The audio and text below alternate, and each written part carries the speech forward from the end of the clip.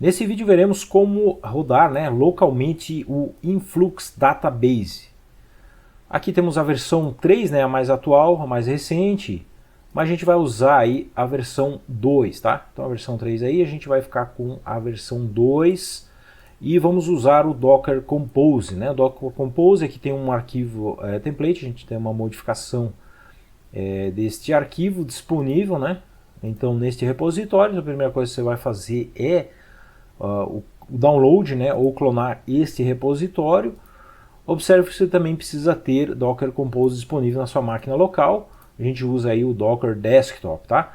Disponível para várias versões, então dependendo do seu sistema operacional você vai ter ele aí instalado. A gente já vai assumir aqui que você já tem ele operacional. Perfeito, então eu tenho aqui meu Docker Desktop rodando, né? Não tem nenhuma imagem, nenhum volume, tá zeradinho, não precisa estar assim, mas só para a gente iniciar aqui. E também tem o meu repositório clonado, né? Pode ser baixado. A gente vai entrar aqui na pasta do Influx Database. Eu vou selecionar, digitar aqui cmd, uma das formas, tá? Mas a gente tem que ter aí o prompt de comando ativo neste diretório. E aí a gente digita Docker Compose, né? Docker Compose up-d de Diamond, tá? E aí ele vai fazer o download da imagem e já vai usar aqui a configuração deste Docker Compose file, né? Então basicamente ele vai buscar estas variáveis de ambiente. Se não tiver, ele vai aplicar essas aqui como padrão, tá? As variáveis de ambiente estão definidas neste arquivo, tá? Vamos dar um duplo clique, então está o padrão ainda, tá? Tá o padrão. Se você executar este arquivo Python, ele vai gerar variáveis aleatórias, tá? Tá com padrão. Voltando então no nosso prompt, a gente vê que foi criado e a gente pode então ver ele sendo executado no Docker Desktop, tá? Então tá aqui informações de log, né, da execução, e vemos que esta porta é onde é que está disponível o serviço na máquina local. Então você clica, então esse aqui é o endereço da aplicação InfluxDB na máquina local. Qual é o login que a gente usa aqui? É o definido lá no nosso arquivo de ambiente, né, de variáveis de ambiente, está aí. Então este aqui é o login. Inseridas as variáveis username e password, a gente faz o sign in. E temos então acesso à nossa interface aqui de visualização e gerenciamento do banco de dados. Load data, a gente tem aqui a listagem dos buckets, né? Esse aqui já é o listado, né, configurado de início lá no nosso template. Mas você pode criar buckets aqui, você pode então gerenciar, criar usuários nessa interface, tá? Que a gente não vai estender aqui nesse vídeo. Tem também algumas coisas que você pode seguir, né? Para fazer aí, então, por exemplo, via Python, né? Você usar o InfluxDB Client via Python, entre outras linguagens, tá? Entre outras linguagens aqui, incluindo no Arduino. Nesse vídeo veremos alguns comandos extras, tá? De configuração, que estão lá na pasta InfluxDB, dentro do repositório STM32IoT. E lá no final eu coloquei alguns comandos, tá, para você, por exemplo, listar as organizações, criar uma organização, criar um usuário, criar aqui num for, né, vários buckets, e também criar aqui um token de autenticação, tá? Então vamos ver isso aí. Como é que a gente acessa? A gente vai ter que executar dentro do container, tá? Então a gente pode pegar o comando docker ps, podemos colar ele aqui, né? Tá vendo? Então ele lista os containers que estão rodando. Aqui eu só tenho um container no caso, né? E olha, observe aqui, ó, o nome é InfluxDB2, tá? Então para a gente acessar já está aí, ó, docker execute. Aqui é o nome do template do Docker, né? A gente tem que tomar cuidado com isso aí de existir aqui, tá? Então a gente faz o que? A gente executa, né, o prompt lá dentro do container. Então a gente pode executar, usar o client já que já vem no container, o número, o ID aparece aí. E agora a gente faz o seguinte, a gente testa ele. Podemos já fazer a listagem das organizações. A organização que temos é a IoT, né? Tá aí. Ó, tá vendo? A gente vem aqui, Switch Organization, só tem uma, né? Voltamos lá e o que a gente vai fazer? A gente vai criar uma organização chamada organização A. É um exemplo, tá? É um exemplo. Uma forma de criar de forma automatizada a organização, tá aí. Mostrou aqui que criou, tá? Então a gente vai atualizar esta página, né? Para recarregar aqui as coisas. Switch Organizations, tá? E agora aparece ela aqui, tá?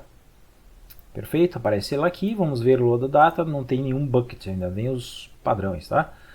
Certo? Então a gente conseguiu aí criar a organização. Vamos voltar aqui e agora a gente pode criar um usuário, tá? Então vamos criar um usuário para esta organização. Exemplo, né? Um exemplo aqui.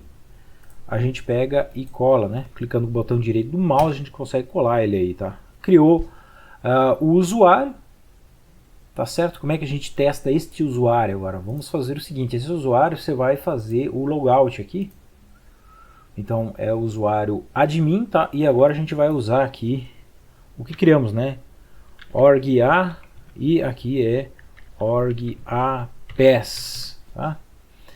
Não mostra aí, mas testamos então o usuário. Acabamos de criar aí o usuário, not now. Beleza, então a gente tem aí, ó, ele só tem acesso à organização A, tá? A gente tem duas organizações lá, ele só vai ter acesso à organização A.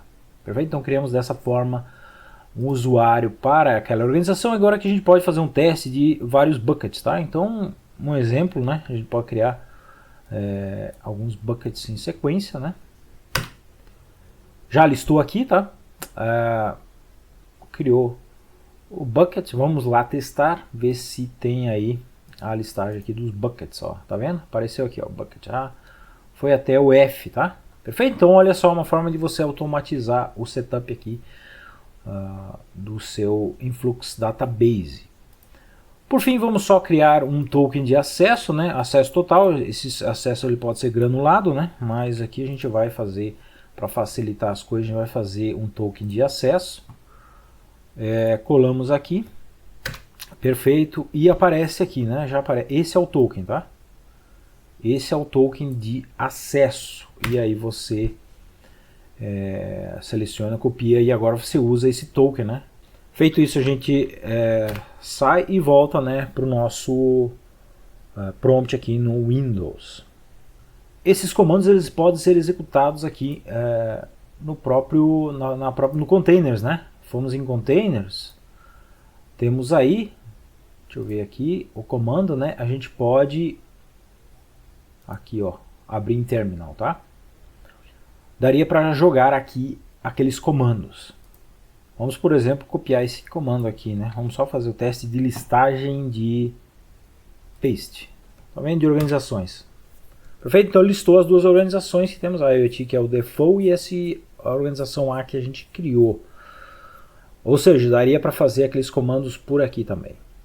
Agora com essa configuração inicial, você vai desligar via stop aqui, você pode fazer isso, né? Então fecha, abre de novo, você dá um start, voltou a funcionar. Beleza? Já com a configuração definida. Ou você pode ir por aqui, né?